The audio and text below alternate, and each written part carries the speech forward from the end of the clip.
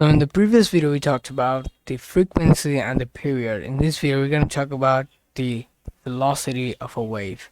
So what is velocity? Velocity is just distance divided by time. I could write it in a vector form, but I think it's okay. Distance divided by time. So what's the distance here? Well, the distance is how far did the wave went after one cycle. So after one cycle, how far did the wave go? So this will be the wavelength, because after one cycle it went this far. Or you can also determine it like this: from one peak to the next peak, that is also the wavelength.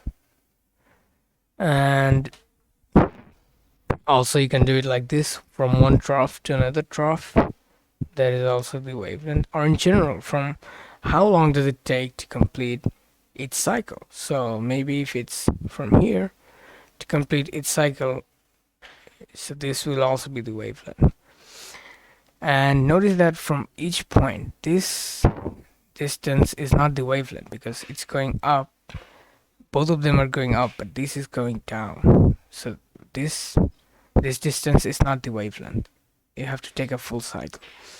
And so the velocity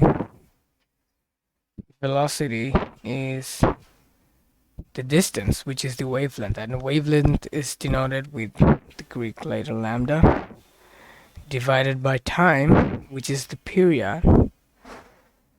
And notice that the period is 1 over the frequency.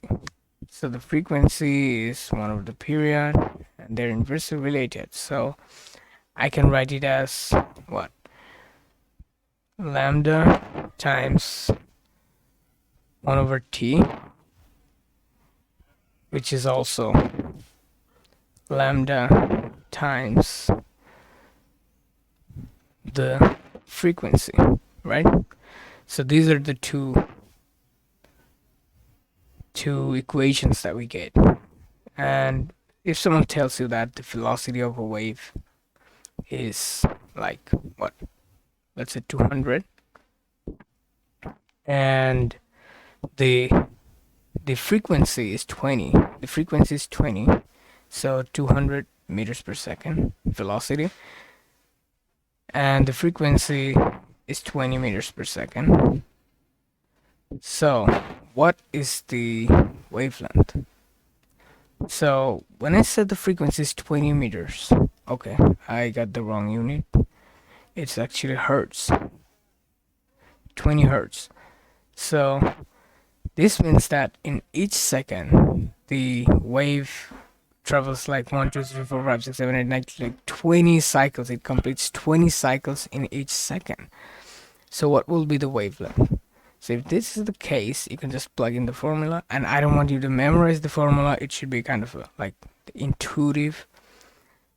So wavelength will be, so if this is the velocity, then wavelength will be, okay, velocity divided by the frequency, which is 200 divided by 20, which is 10 meters. I hope this video was helpful. See you in the next video.